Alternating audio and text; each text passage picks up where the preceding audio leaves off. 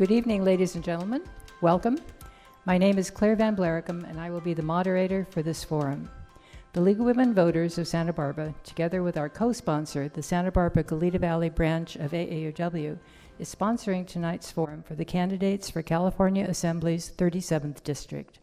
We are coming to you live from the Community Environmental Council's hub in downtown Santa Barbara.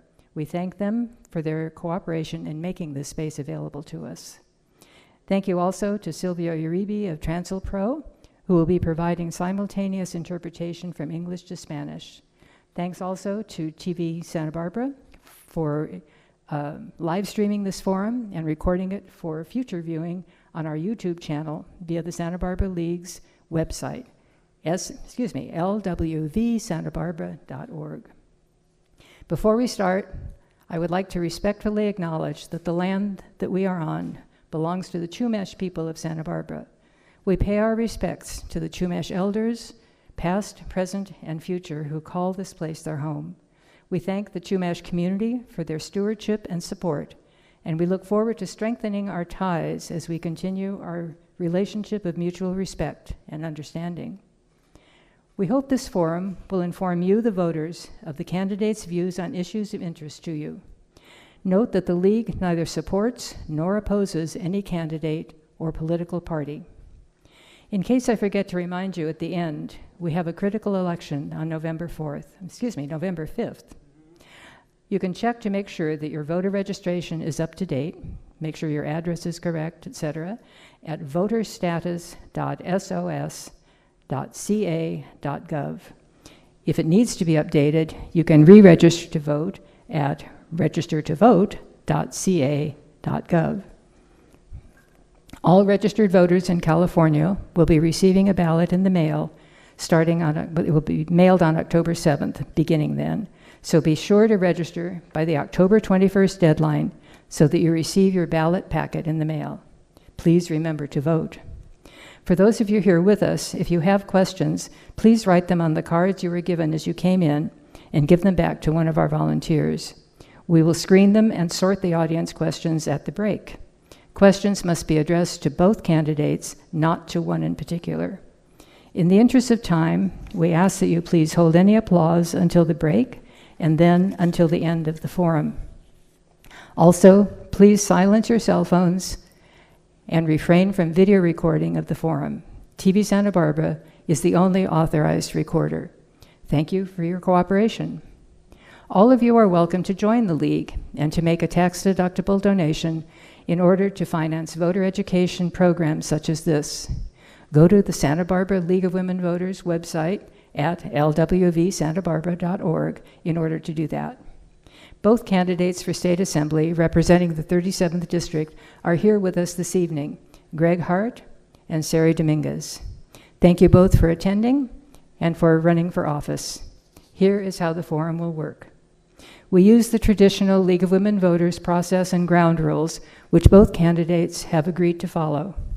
To maintain civility and the issue-oriented nature of the forum, we do not allow candidates to make negative comments about other candidates' character or qualifications, but rather we ask them to address their own qualifications and vision for office and their views on issues facing California in the 37th District.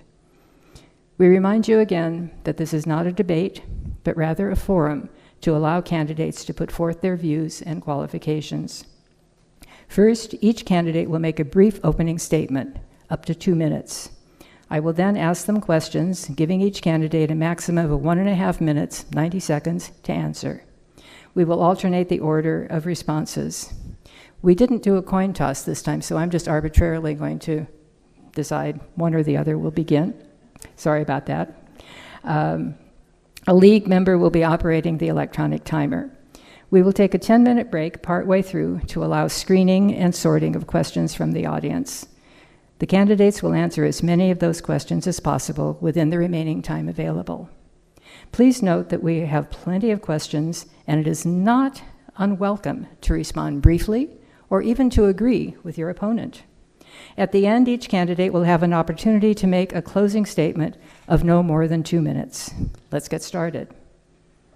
All right, opening statements. Let's begin with Sari Dominguez. Ms. Dominguez, you're on. 2 minutes.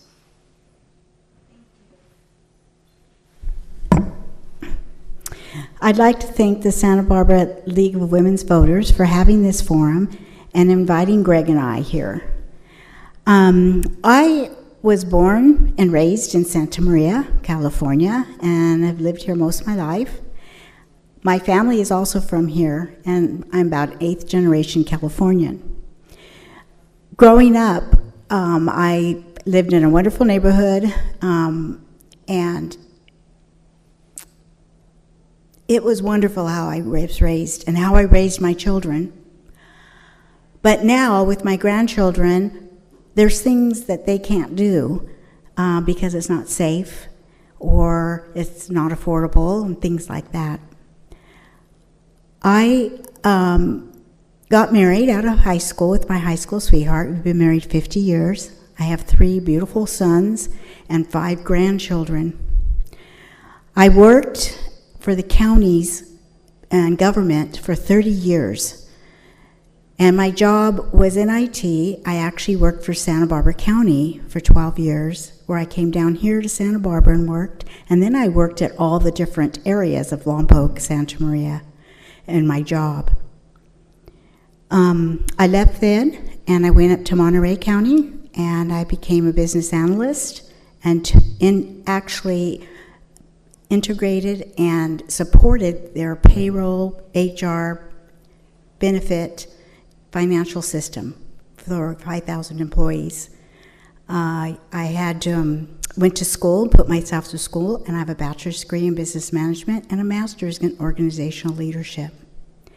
I bring through a leadership that's a servant leadership that I've used in my job, and I enjoy it very much, working with people. Thank you. Excellent timing. Mr. Hart, 2 minutes. Well, first I want to thank the League of Women Voters and the Community Environmental Council for making this forum available in this wonderful facility. It's really important to have an opportunity to speak directly to the voters about the issues that affect our lives directly. I grew up in Santa Barbara and attended local schools. I graduated from Santa Barbara City College and University of California, Santa Barbara. And my first job in public service was working as a legislative assistant for Assemblyman Jack O'Connell. I also served as the Deputy Executive Director of the Santa Barbara County Association of Governments, where I worked on regional transportation and housing policies, trying to help build the expansion of the 101 freeway and provide rail service and bus transportation in Santa Barbara County. I also co-founded and led Transitions Preschool, which was a preschool for early childhood education. It was a small family business that I operated for 20 years. Very proud of that experience. I was appointed to the Santa Barbara City Planning Commission for 2 terms and then was elected for 4 terms to the Santa Barbara City Council. Governor Davis appointed me to the California Coastal Commission, and I served 4 years on the Santa Barbara County Board of Supervisors before I was elected to the State Assembly. I'm running for re-election to help build economic opportunity for working families in California, to invest in public education and affordable health care, to make sure our neighborhoods are safe, and to provide protection for our environment, both the coastal resources that we all enjoy and the beautiful agricultural lands in California. I have a lot of experience at the local government level that I'm bringing to Sacramento, and I have a collegial, bipartisan approach to leadership that I think serves our community well. I'm pragmatic in trying to solve problems, and the things that I hear from communities, members in Santa Barbara County, I'm able to take directly to Sacramento and try and provide solutions to the problems we face here. Thank you. The questions you will have 90 seconds to answer each of the questions, and I've already warned you that the timer has a little bit of a glitch, so just don't get shaken by it. All right, the first question has to do with innovation and jobs. What can the legislature do to encourage innovation and create jobs and vibrant communities? Mr. Hart, we'll start with you for this one.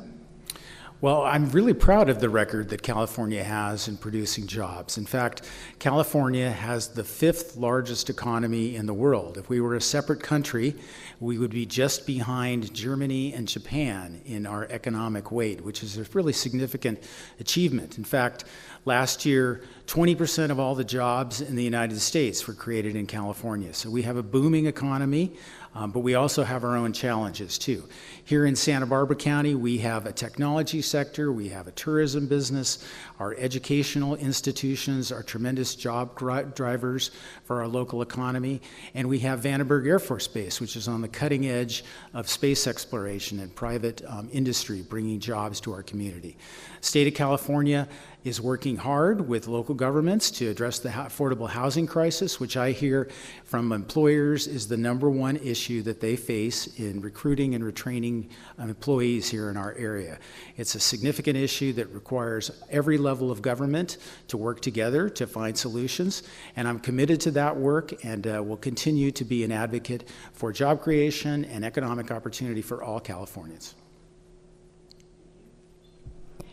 Ms. Dominguez?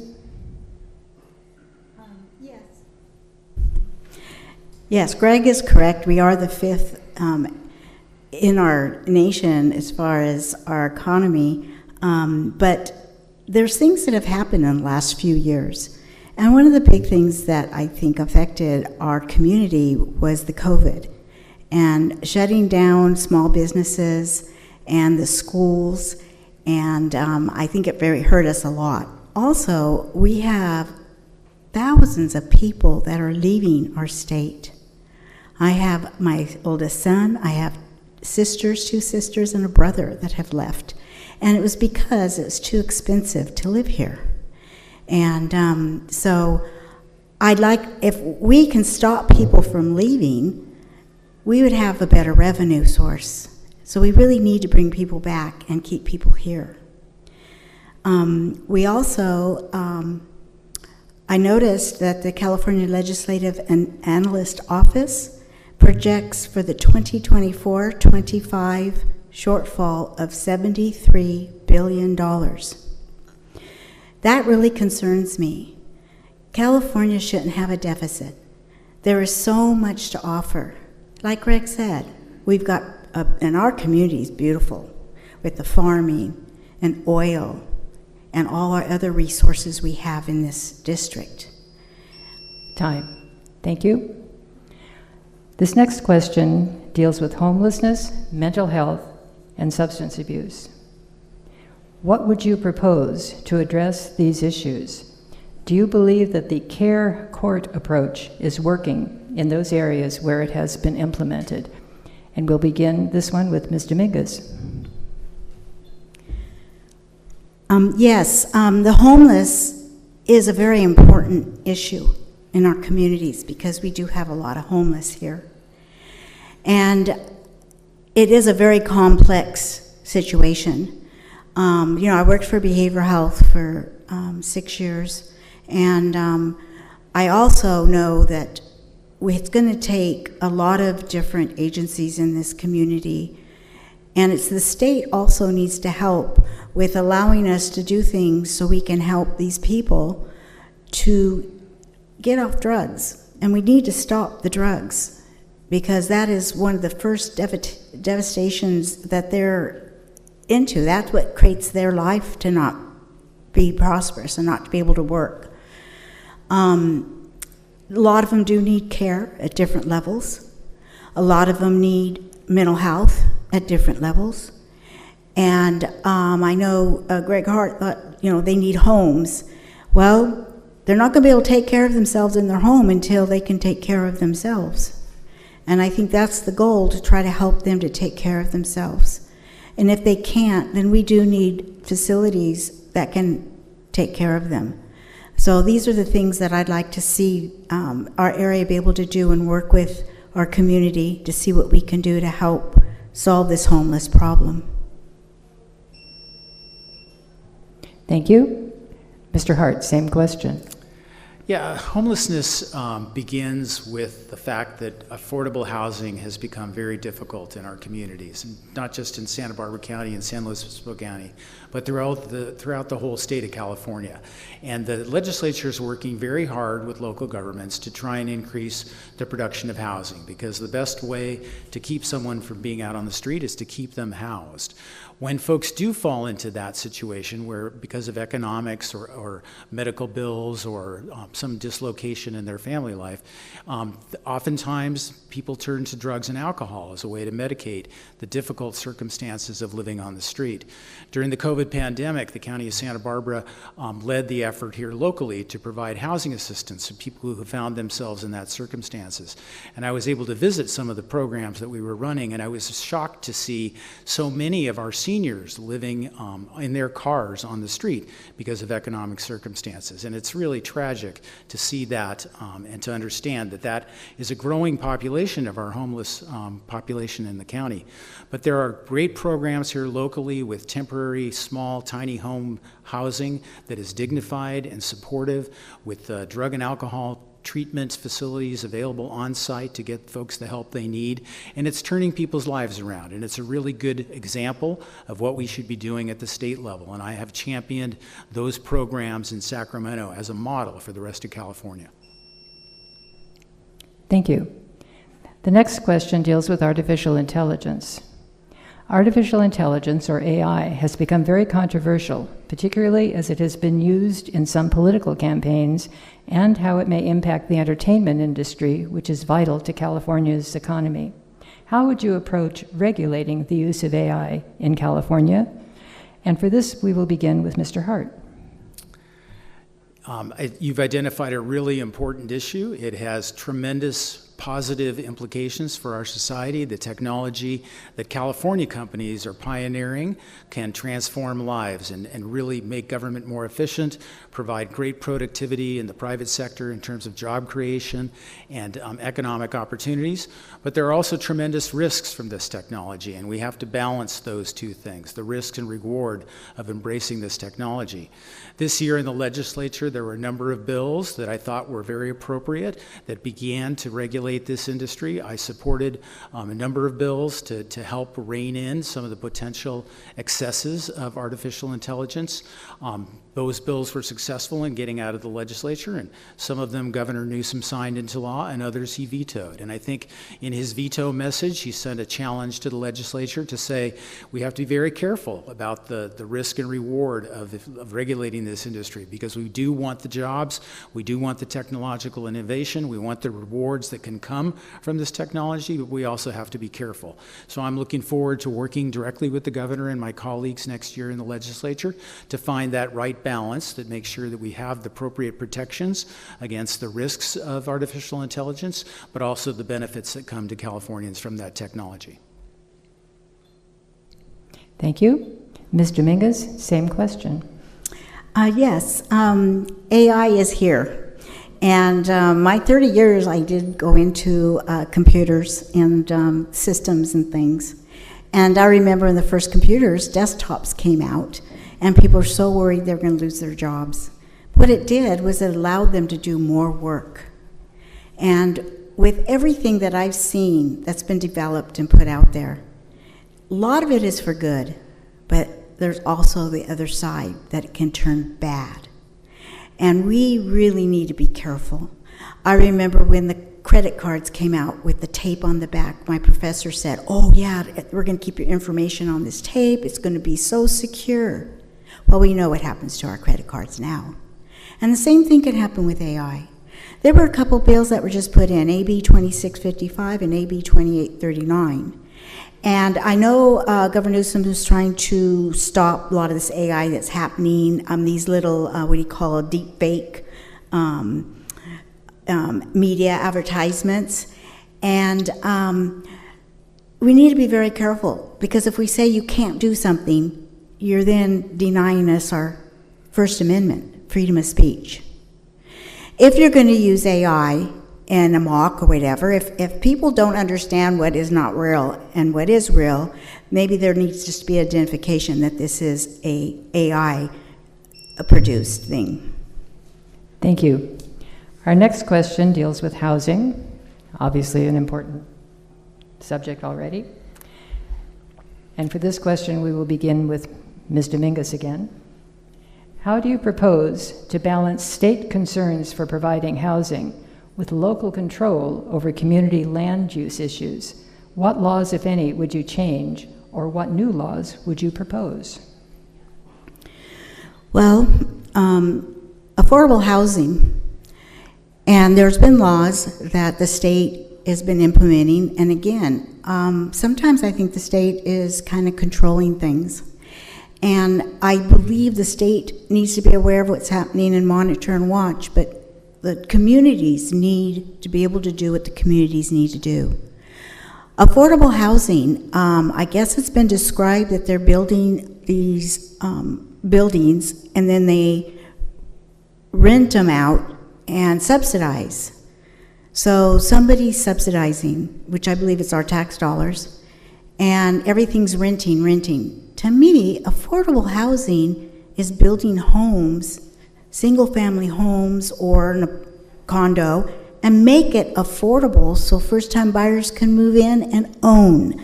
I'm very adamant about people being able to own. My husband and I were able to buy our first home after 1 year of marriage, and we've been homeowners ever since. So to me, rent is important because it is your stepping stone to have some place to live. So I don't discount rentals, but we have to have a path to be able to own. Thank you. Mr. Hart, same question. Yeah, I recently had an experience that I think really illustrates the depth and complexity of this problem. I was at a grocery store recently, and the checker was talking to the folks in line and explaining that she didn't live in Santa Barbara or Goleta. She actually lived in the San Fernando Valley, and the grocery store brought her up and put her in a hotel across the street from the store and paid her overtime in order to cover the shifts at the grocery store to keep that business operating. I think that shows how difficult it has become to afford housing in our communities. So local governments need to work with the state in partnership to provide more housing opportunities of all types for all income levels. We need additional rental housing, we need additional homeownership opportunities. We've fallen far behind on the construction of housing in our local communities to meet the need. Here in our county, I think we've done a good job of balancing growth appropriately with very strong design controls and constraints, and the result is a wonderful, beautiful community. But we have built affordable housing that is oftentimes some of the best projects in neighborhoods. So we have a lot to share with other communities around the state of California about how it can be done and how it can be done well. As I mentioned before when we were talking about homelessness, the County of Santa Barbara has been working with local nonprofit providers to develop tiny home villages in communities throughout the county to provide housing assistance to get people off the street into homes and turn their lives around. Thank you. The next question also deals with housing, so it's somewhat related. Proposition 33 on the November ballot would repeal the Costa-Hawkins Rental Housing Act of 1995, which currently prohibits local ordinances limiting initial residential rental rates for new units or rent increases for existing tenants in certain residential properties. Do you support or oppose this proposition? Why is that your position? For this one, we begin with Mr. Hart. I support the goals of Proposition 33. As we talked about in the previous question, the cost of housing is getting out of reach of too many people in our communities, and rents are rising at rates that are completely unsustainable for the average working person.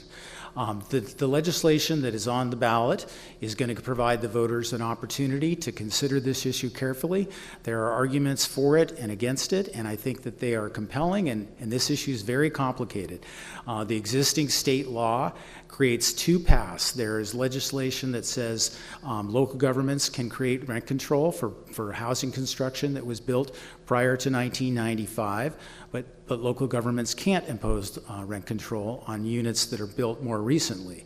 And the premise of that approach was to not create a disincentive for building new housing projects because of this supply-demand problem that we have. So I think that this is a really important issue that people need to weigh very carefully. We need the housing. We also need it to be affordable to renters. And I look forward to seeing how the voters judge this issue come November. Thank you. Ms. Dominguez, same question. Okay, Prop 33, I have studied it, and I am not for it. Again, rent control and our government, I know they're trying to put laws into place where they think that they'll help with rent control and monitor what people are paying.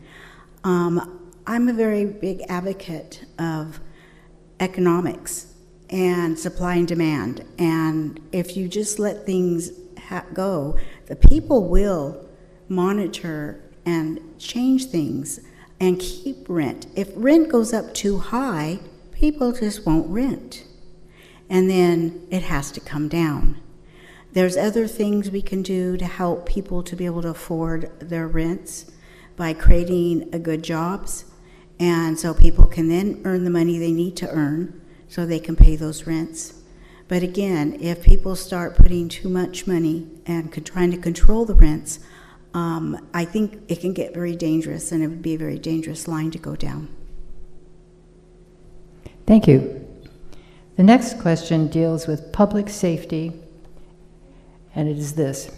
One of the more controversial propositions on the November ballot is Prop 36, which would reclassify certain misdemeanors such as simple drug possession or theft of under $950 as felonies if they are a third strike.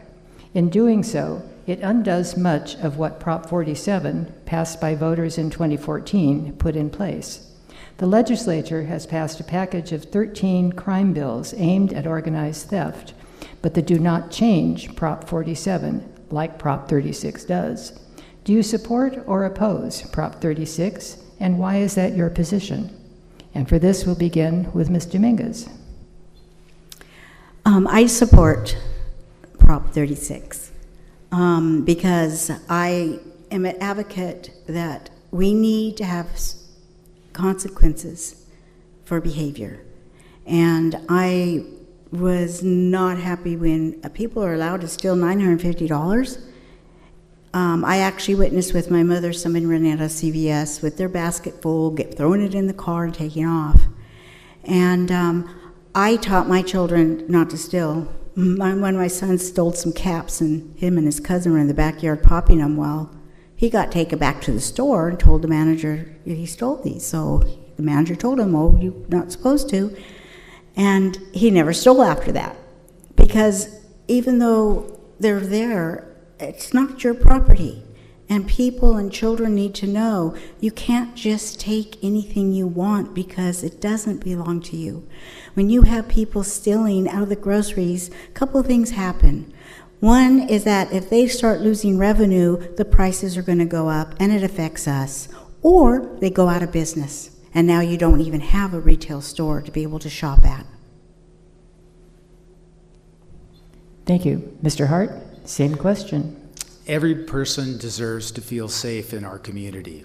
Crime is an issue that affects all of us, and we need to make sure that the surest way to reduce crime is to make sure that local law enforcement and prosecuting agencies have the resources that they need to immediately intercede and arrest criminals and put them through the court system to get punished. The problem with Proposition 36 is that it returns us to the days when we were over-incarcerating people, and it is extremely expensive to have somebody in prison who could be rehabilitated and return to society. So we spent decades locking up people for very long periods of time and not having any beneficial impact on crime rates. Today, the County Sheriff's Department has released statistics that show crime in Santa Barbara County is at at the lowest level in the past 10 years, both violent and property crime. I think that demonstrates that local law enforcement is doing a really good job of arresting people and holding people accountable. The question is, what's the best way for us to deal with the prison population at the state level? Last year, I had the opportunity to visit Norway, where they have a different approach to incarceration. Their view is that crime is for courts are for punishing people, but that prisons are for making better neighbors. The idea is when someone is incarcerated, they're brought into the job training and drug treatment programs that will turn their lives around and make them a productive member of our society. Thank you. Our next question deals with water, always an important issue around here. What needs to be done to meet the water needs of all Californians, including potable water, for agriculture, for urban uses, everything? And for this, we'll begin with Mr. Hart. Well, the best way to have a reliable water system in the state of California is to have a very diverse system, and we have a very diverse system here in Santa Barbara County. We have groundwater, we have water from Lake Cachuma, we have a desalination facility, we're hooked up to state water, we have a system that is redundant and is able to be flexible during times of drought. The state of California needs to develop a similar system and not be so heavily reliant on the state water system. The first part of any kind of smart water policy is water conservation. And our residents here in Santa Barbara and South San Luis Obispo County have done a tremendous job. When we got into the drought situation and our local government asked people to conserve, local residents stepped up to that challenge and reduced water consumption by nearly 40%, setting some of the highest records in the state of California. So we know how precious water is in our community, and we have responded with smart policies that protect our water supplies in terms of drought opportunities. Agriculture is very efficient here. Residential construction is also very efficient. And the system that we have developed, which is diverse and very efficient, is the model that we should be using for the whole state of California. Thank you. Ms. Dominguez, and same question. Yes, you know, California is a drought state, and then we have our rains, and I know that Santa Maria up in North County, we've done a lot of drainage to get the water back down into the ground. Our agriculture depends on it. You know, we have Tibiscay, Twitchell Dam, and Lake Cachuma. I think there's still more that we need to do to save and have extra water saved, because we will have a drought season. I remember when we didn't have enough water and they asked us to please hold back, and we did. We changed our landscape to be more drought tolerant, and we did save. But then the following year, all our water bills went up because they didn't make enough money because we weren't using enough water. I remember that very vividly. We need to do a better job at getting different resources to save water, because we know we're going to have heavy drought years. So I would propose to have people look into that. There's lots of ways. You know, we have an ocean right next to us. We could do a desalination. We need to do more reservoirs, and maybe even think about some dams so that we can save our water so that it can be used and let out, so that we can keep our groundwater good and have water for our agriculture. We have a lot of agriculture in California, and it does need water. And so I think it's very important. Thank you. Our next question deals with climate change and natural disasters. Climate change seems to be increasing the severity and frequency of natural disasters such as wildfires and floods. What does the legislature need to do to ensure that the state has adequate emergency services for dealing with natural or man-made disasters? Ms. Dominguez, we'll begin with you. Not only is California known to be a drought state, but it also is a fire state. In fact, a lot of our plants depend on those fires so they can reproduce. But I do think there are times that we really need to look at our landscape and do a maintenance, fire maintenance, especially with people building out farther and farther near the forest. My middle son is a forest firefighter for the United States Forestry, and they used to go out and do some cutting back and back burning to keep the areas from burning over when the fires came. So I do think we need to do more of that in our state. These natural disasters, we're always going to have a year when something really gets bad. And when the fires are burning too hard and too much, yeah, we get a heavy rain, and it's going to cause mudslides and a lot of other problems. So we have to be aware that this is going to happen and be prepared, and also have a foresight on how to deal and take care of these things when we suppose that they could happen. Thank you. Mr. Hart, same question. Climate change is really the biggest challenge for our generation. The planet is warming, and as a consequence, natural disasters are becoming more frequent and more intense. And we've seen that here in Santa Barbara County with the devastating debris flow from the Thomas Fire to the natural fires that we have as a regular course of the composition of the backcountry and the urban wildland interface in the close proximity of the forest to our community. Fortunately, California has the best firefighting system in the world. We are the envy of the planet, and our firefighters go all over the world to provide expert training and assistance to other governments around the globe. In fact, just this week, Governor Newsom sent special crews to Florida and North Carolina to intercede in the wake of the devastating hurricane that happened on the East Coast. We have invested significant additional resources in making sure we have air tankers to quickly get at fires. Here in Santa Barbara County, I was a member of the Board of Supervisors. We bought a surplus military helicopter that is able to deliver a huge payload very quickly to any fire that begins here locally. And since we've had that equipment online, we've been able to really tamp down fires at the very beginning of their origin and reduce the impacts on communities. But we do live in a very precarious place, and as our climate grows, we have to meet that challenge. Thank you. Before we go on, I just want to remind the audience here that if you do have questions, to write them on the cards. We will be collecting them at the break, so just hang on to them for the moment. Thank you. Our next question deals with reproductive freedom. In light of the Dobbs decision, do you support any changes to California law regarding reproductive freedom? Mr. Hart, we'll start with you. Yes, I am a strong proponent of a woman's right to her own choices about reproductive health care. I think that the decision that the Supreme Court made was a terrible one that has taken away rights from women that were enjoyed for generations. And I think that California has really tried to step into that void that is created by the federal the federal court ruling, and try to provide a safe haven for women who need to exercise their own choice about their own bodies in their own lives. It isn't appropriate for government to dictate to women what their future is in terms of their own choices about children and reproductive health, and I am strongly supportive of the legislation that California has led the country in providing access to reproductive health care. I'm the only candidate here tonight that's been supported and endorsed by Planned Parenthood, and I'm proud of that support, and look forward to working in the future with my colleagues in the legislature to make sure that women control their own body's destiny. Thank you. Ms. Dominguez, same question, please. I'm going to let you know I'm pro-life and always have been. Now, I do believe women have a right, people have a right to make choices to do what they want to do to their bodies. But what they need to do is they need to take care of their bodies and not allow themselves to get in predicaments of being pregnant.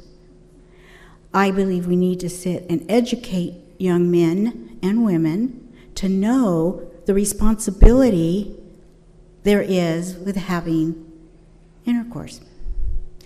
And I would like to see what that means, me being pro-life. What it means is that I will never talk someone into having an abortion. I will not take somebody to go get an abortion. I do support CareNet, which will talk to the young girl and see all the possibilities they have before they decide to have an abortion. And then afterwards, they do post-care. They do post-care help after an abortion. And I think, I had my gallbladder out, but I didn't have to have post-care after my gallbladder. But you do when you have an abortion. It is not health to go and make decisions to have an abortion. So I'd like to see abortions become less and less because we're being smart and responsible about what we're doing with our bodies before we get pregnant. Thank you. Next question deals with election security and the right to vote. What will you do to ensure opportunity for all eligible citizens to register and vote and to ensure the security of California elections? Ms. Dominguez, we start with you, please. Yes, our election is one of the most sacred rights we have as a country. The election is what comes to be our constitutional right, and it is the only time that everybody's equal. When we vote, everybody's vote counts the same weight. It doesn't matter who you are. And I think we need to really think about how we're letting people vote. It's almost a free-for-all right now, and we need to take it serious. We need ID. We need to make sure you're a citizen if you're going to vote. And we need to encourage young people to vote and let them understand why, because it is very important. And so I really think a lot of the things we do with our elections, with voting, with candidates, I think there's a lot of work that we can do to improve on it so that our vote does count equally with everybody else's. Thank you. Mr. Hart, same question, please.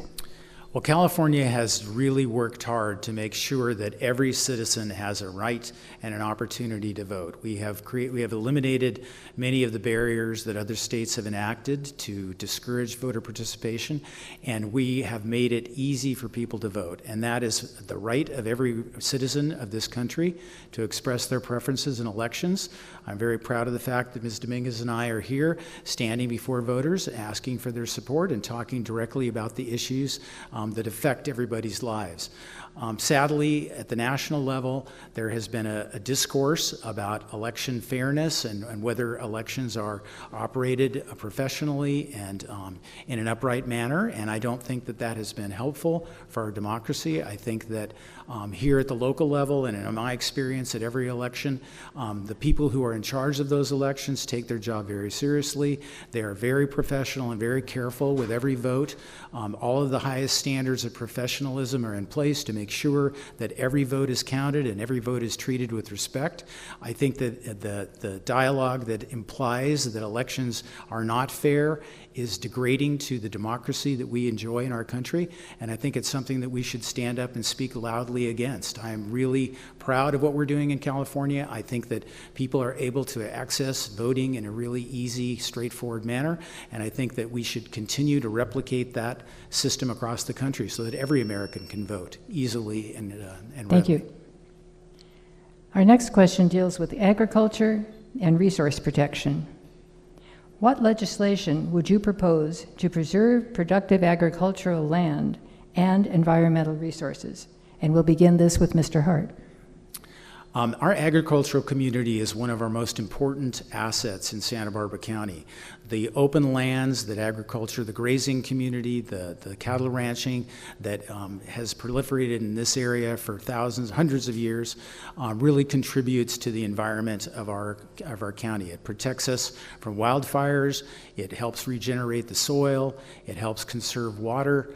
And similarly, the field of row crop agriculture and the orchard agriculture that we have is some of the most sustainable in the state of California. We have really invested in technology that makes that work efficient. Last year I carried legislation that would try to enable farmers who were interested in getting drone technology to get help with state grant assistance to make that more financially feasible, because having that high technology enables even more precision with the application of pesticides and fertilizers in a way that makes agriculture more sustainable. I'm working directly with the farmers in our county on a regular basis to make sure that their livelihoods are protected and the jobs that they provide to our community are accessible to all of our residents. It's a huge part of our economy, and we need to be really good stewards of their business, just like they are really good stewards of our land. Thank you. Ms. Dominguez, same question. Actually, I do agree a lot with what Greg Hart is saying. Our agriculture and ranchers are wonderful and part of this community. My family were farmers and ranchers when they came here to America. And I still have relatives that are in the farming and ranching. So it's very important that they keep their livelihoods, and it goes down from generation to generation. I think it's very important that we really watch how much of our land is bought out by big corporations and how much we do keep locally. We do produce a lot of produce that feeds our world and feeds our country from here. And we want to keep it that way. I do not want them to lose their lands. I don't want them to have certain controls over them or regulations that keeps them from being farming. So I really watch out for that closely because I support them 100%. Thank you. Our next question deals with higher education. Do you support free or low-cost higher education in California colleges and universities? How would you pay for any changes you support? Ms. Dominguez, we'll start with you. Well, I'm an advocate for higher education if that's something that you want to pursue as a person. Now, not everybody is made to go to college and higher education because there's a lot of trades and there's lots of other jobs that are very beneficial and rewarding that people can choose to do. Of course, myself and my husband, we did achieve our higher education. We put ourselves through school. My youngest son, we actually put him through college. We had student loans. We had parent loans. And we paid them all off because that was our responsibility. I'm a lifelong learner, so I really enjoyed going back to school and learning. And I would encourage people to be able to go to school, and it needs to be affordable. And there's other ways. I know a lot of your schools get funding, and it needs to be accessible. I was not able to go to college after high school because my parents could not afford it. So I got married and had my family, and then I put myself through school. So it would be nice to have those choices out there and to make it affordable.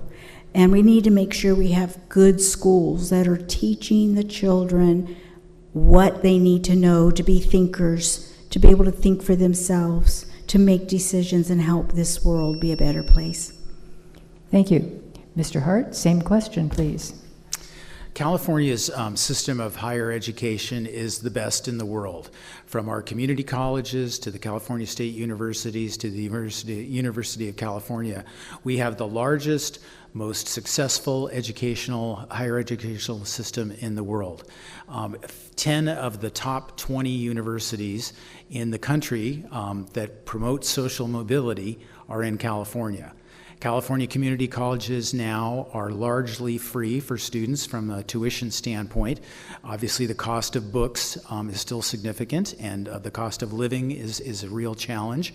But many community colleges around the state are doing promise programs like we have here in Santa Barbara County to help defer those costs. I support those efforts and think that everything that we can do to make a college education more affordable and accessible to more students only benefits all of us. The future doctors and technical resources and researchers that we're going to need to sustain our economy and that seniors are going to need from a healthcare standpoint are the students that are in universities today. So investing in our future by investing in college education makes excellent economic sense and is the right thing to do. And it's one of the things that really defines California as a place that's a beacon for the nation. Thank you. Our next question deals with health care. What would be your plan for health care for all Californians, and how would you fund it? Mr. Hart?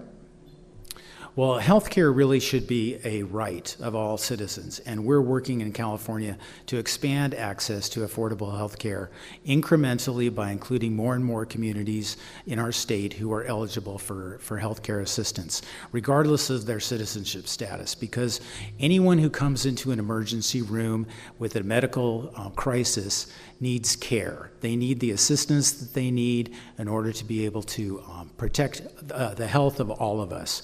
If we have a situation where communicable diseases are being spread in the community, we need to intervene and make sure that people get the care that they need to stop those contamination or those health events from spreading. So California is committed to expanding access to affordable health care, and I have supported those bills in the legislature. How we do that incrementally depends on the economy and how we're doing financially, but so far we have been able to maintain progress in expanding access to California, and I'm committed to continuing that progress. Thank you. Ms. Dominguez. Yes, healthcare. My husband and I have always worked, so we always had healthcare through our business or through our job, employer, and and we paid our share of it. I had an experience when Obamacare came in. I lost my doctor. I had a niece that could not even get health care because if they wanted to charge her a lot for it, when here it's supposed to be free because she made good money, but she was not working.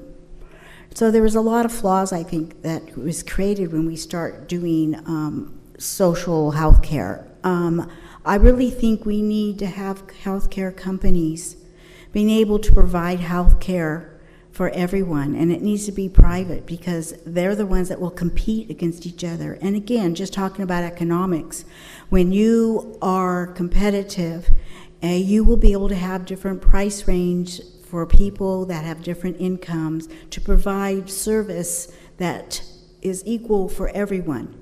And we need to be really careful when we make social health care available to everybody.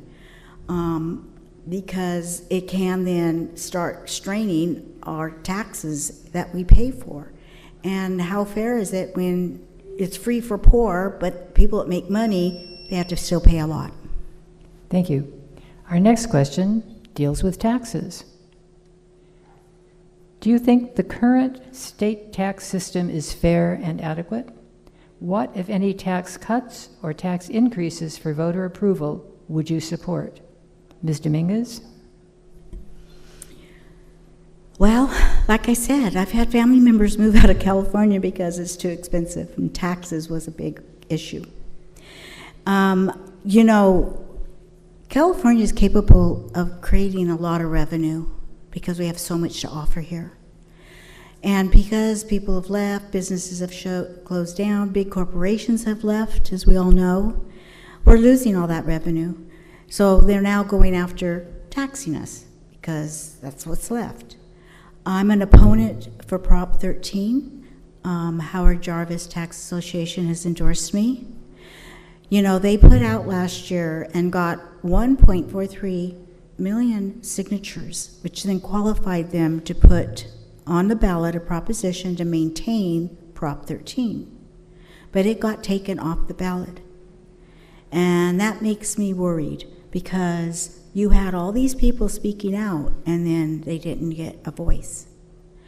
It's important that the state listens to people and sees their needs. And then we have Prop 5 that's going to reduce the percentage of being able to tax. Instead of 3/4, they only want a 55%. And these are the things that are going to make it easier to go ahead and put taxes on people. And people can only be taxed so much. Thank you. Mr. Hart, same question, please.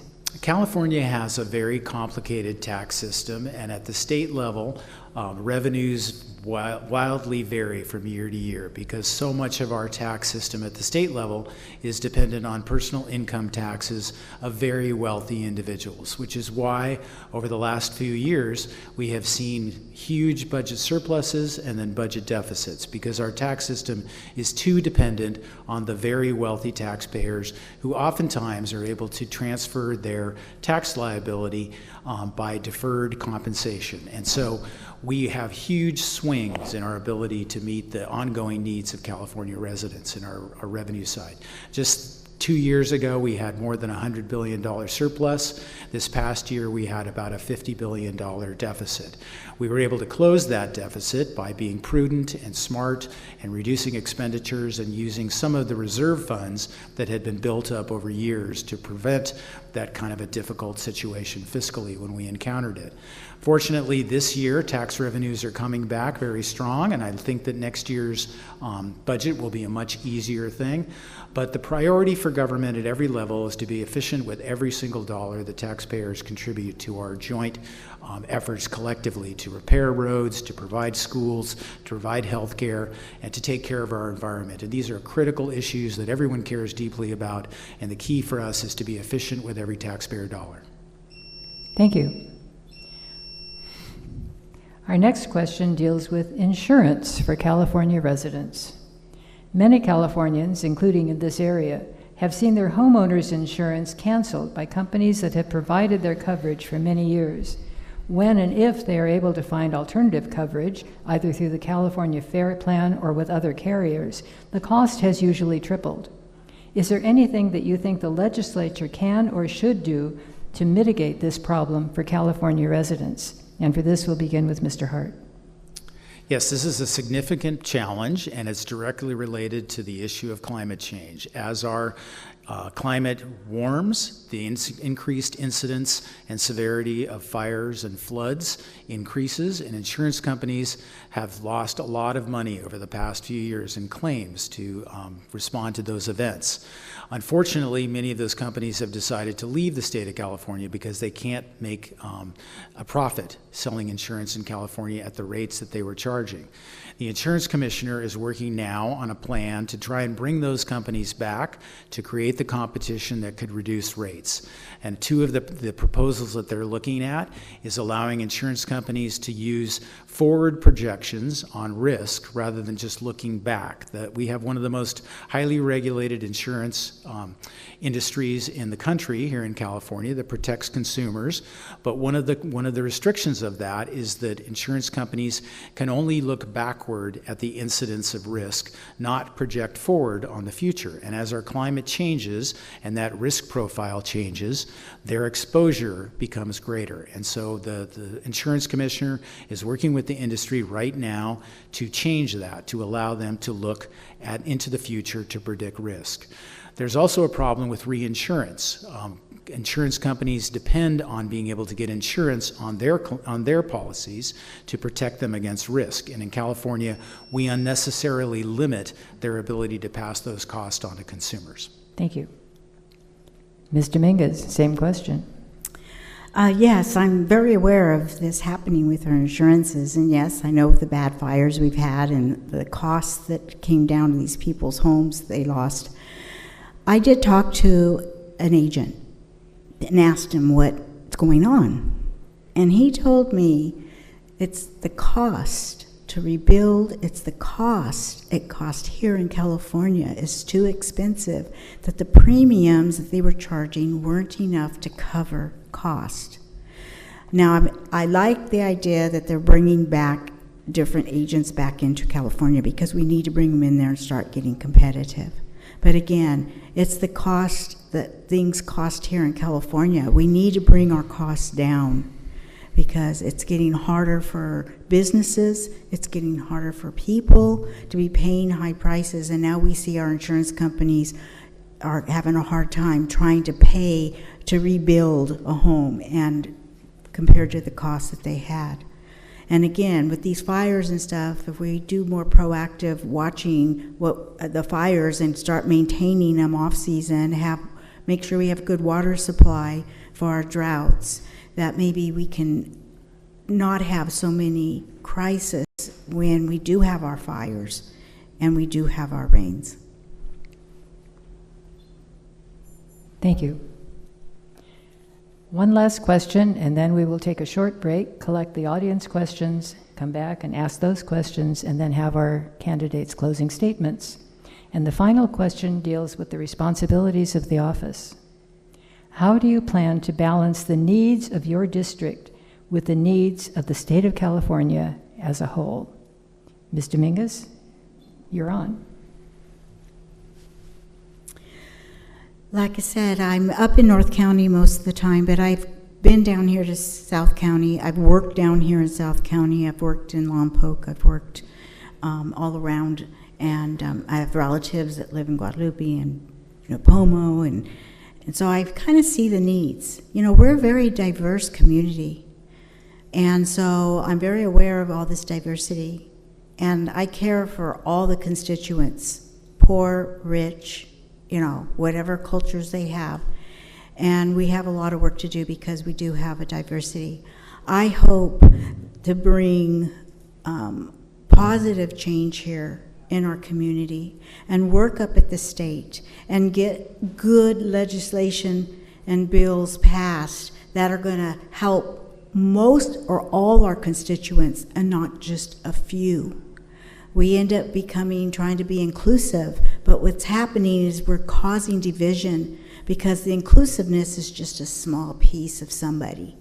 And we really need to look at our county and everybody as a whole and understand what the needs are and help them. So I hope I bring all that knowledge, and of course I'm looking for it. I've been enjoying meeting all my constituents, listening to what their needs are, and hearing them and finding out, okay, that's what we need to do, and I'll go up there and see what I can do. Mr. Hart, same question. The best part of my job is meeting with constituents and trying to solve problems at the local level. I make it a regular practice of doing sidewalk office hours in every community in the district, from Carpinteria to Cuyama to Guadalupe and all the way into San Luis Obispo County and Pomo and Orcutt, Santa Maria, Lompoc, Goleta, Montecito. And the thing I hear the most from local residents is that they want representation that is accessible, and that being available to hear what is of the most highest concern is the first responsibility that I have. I have this wonderful team of folks in my district offices, both here in Santa Barbara and in Santa Barbara, who are working directly with constituents to solve problems.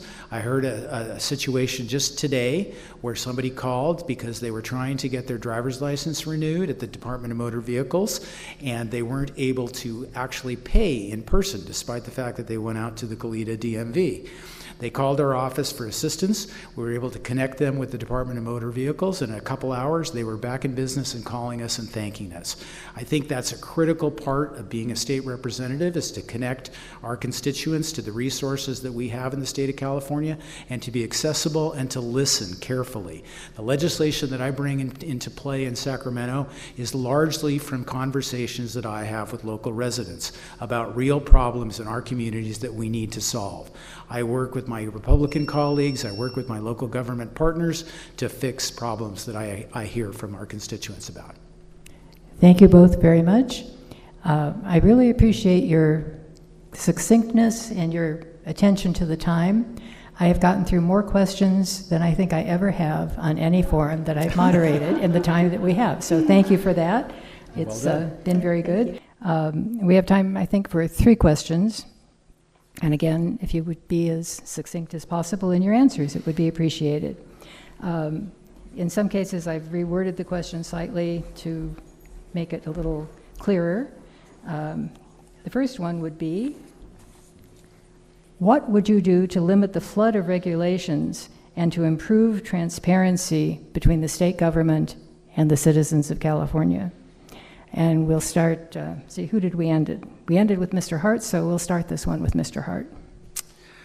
That's a great question, and there's a real current answer to that right now. The California State Legislature is in special session because Governor Newsom wanted us to address the problem of escalating gas prices. It's a problem that affects everybody, and for the past few years, there's been a tremendous surge in gas prices, up to about $7 a gallon.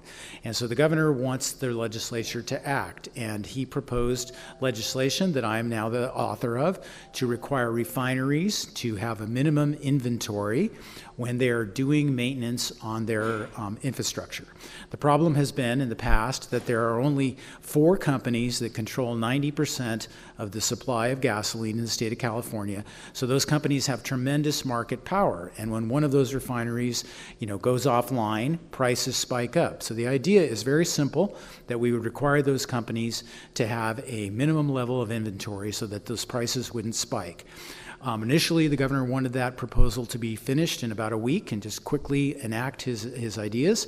The California Assembly said, no, we need to have a process, we need to have hearings, we need to consider input from stakeholders, and as the author of the bill, I supported that effort, and we have had a series of hearings, about 16 hours of testimony from stakeholders and experts about this policy, and my bill is better as a result of that, and it will be going to the Senate next week, where they will have hearings to further improve on the product. Ultimately, I'm hopeful that the governor will sign that bill into law. Thank you. Ms. Dominguez, same question. Well, I do feel that our state should be transparent on everything they do. And pretty much if you do go online, you can watch what they're talking about in session. You can see the proposals that are coming out. I know it's a lot because they have thousands that go through the desk. But there's a lot of organizations that are watching for you. As an assembly person, I would like to keep my constituents informed on things that are affecting this area directly with newsletters and things like that. As far as the oil, if they are going to maintain the refinery, then that means they're going to have to produce more oil if they got to maintain it. And I know that there's been a push to shut down the oils. Again, I have a dear friend that's Big Oil, and he was saying how they've shut things down. And I know Mr. Hart's a component of shutting down oil, but I think it's a wonderful resource we have here in California. We have the Monterey Shoals, and I think we need to use that as a resource because we still need oil. We need it for everything. My husband keeps joking when we're driving in the car, oh, look at the road. What do you think it's made out of? So that's our little joke. But and so we need to really watch the regulations and what we're putting on these oil companies so that we do keep them productive and that they can drill. Thank you. The next question, and for this one we will begin with Ms. Dominguez.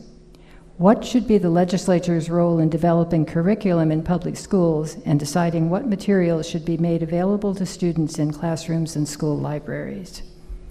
Well, yes, I do have a concern about the curriculum that's coming down from our state. And I know Newsom says, well, we've had parents that are deciding this curriculum. Well, I think the state needs to oversee and not so much decide and put into bills what our curriculum. Because we're such a diverse state and community, I think if you've got good educators and good people running your schools, that they should be putting in a curriculum that meets the needs of their children.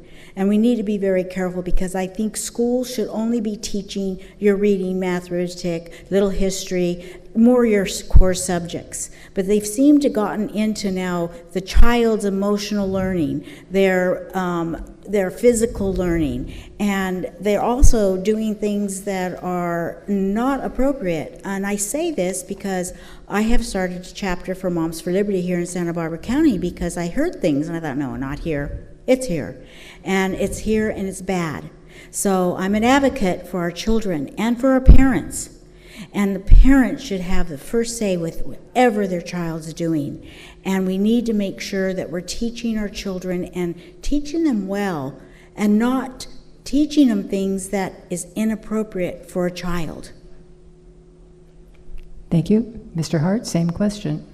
Public education is the great equalizer in our society. It gives an opportunity for students to step up the economic ladder by learning lessons that will serve them for a lifetime. And learning to be a lifetime learner is really one of the most important things. My father was the library director for the city and county of Santa Barbara, so books were very important to me and as a young person.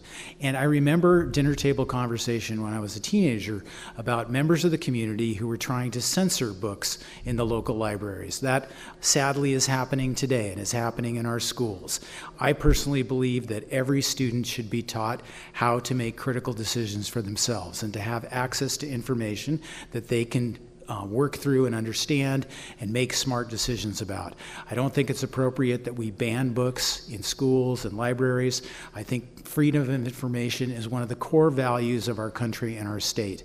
Our professional educators in schools, teachers, are doing a fabulous job taking care of our students and representing intellectual rigor and teaching history as it exists and informing students about the good parts of our history and the bad parts of our history so that we can be better prepared to make the right kind of decisions in the future. I'm a strong advocate of teachers and their role in public education, and I think parents largely support the work that's going on in our schools. Thank you. Okay, thank you, timer. This will be our last question before we go to closing statements. And for this one, we'll begin with Mr. Hart. What is your opinion on health care for transgender minors? Well, I think every person in our community deserves respect. LGBTQ students face tremendous challenges, and our schools need to be supportive of them like they are all students. Everyone in our community deserves respect and dignity, and I think that providing health care for everyone in our community is a basic fundamental right. So I think that the divisive discourse that is separating out students because of their gender identification is really sad and destructive for the mental health of those individuals that are dealing with very difficult challenges many times. And we have an epidemic of mental health issues in our young population. We need to be doing more to nurture and respect the differences and celebrate the contributions of every student in every school who should feel safe and welcome and embraced by our educational institutions. Ms. Gonzalez. I'm sorry, Ms. Dominguez. That's okay. Sorry. I agree with Mr. Hart on everybody needs to be respected. And that's the goal to teach children, is that you respect everybody, no matter what their differences, no matter what they look like.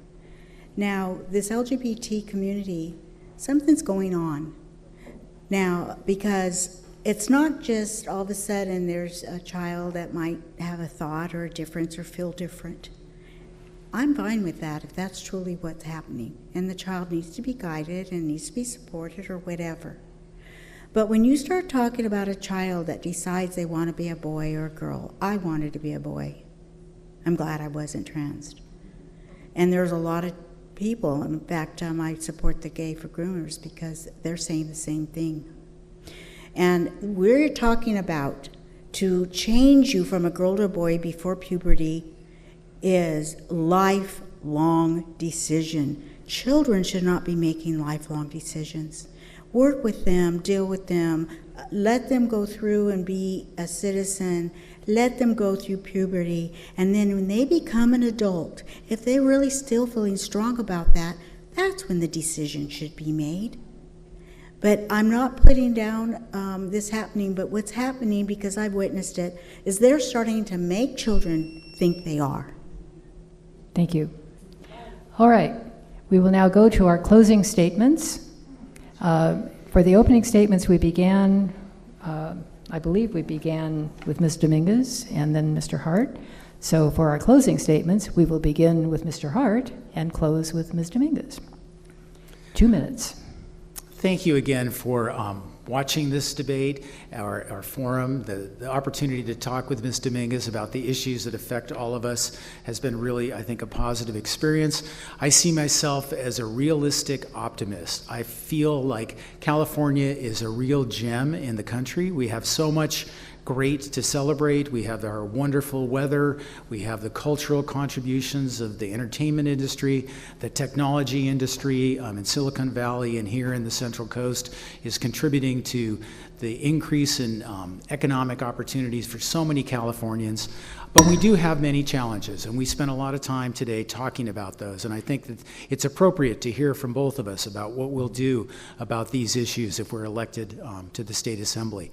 I intend to continue to do the job, if I'm reelected, that I have been doing for the past 2 years, which is bringing people together, reaching out into the community and talking to our constituents and finding solutions to real problems.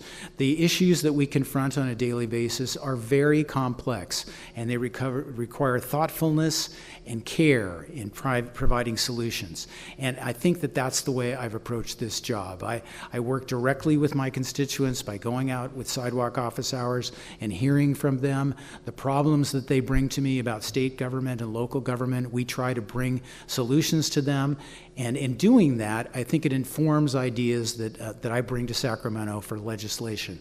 The bills that I've been able to get passed into law are directly related to local issues and local problems, and I think they are the result of bipartisan collaborative work in Sacramento that I'm personally very proud of and would be honored to have the opportunity to continue to serve the residents of South San Luis Obispo and Santa Barbara County for the next 2 years in the State Assembly. Thank you. Ms. Dominguez, your closing statement, please.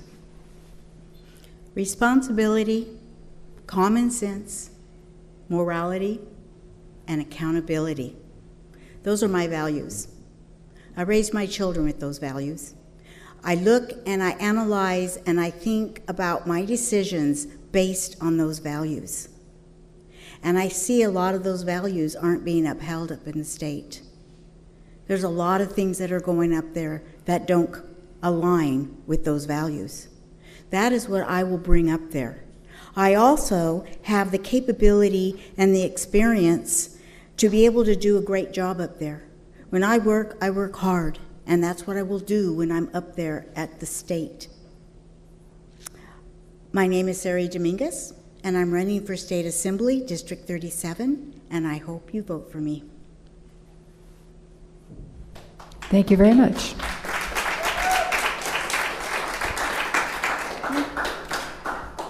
I have a few closing remarks.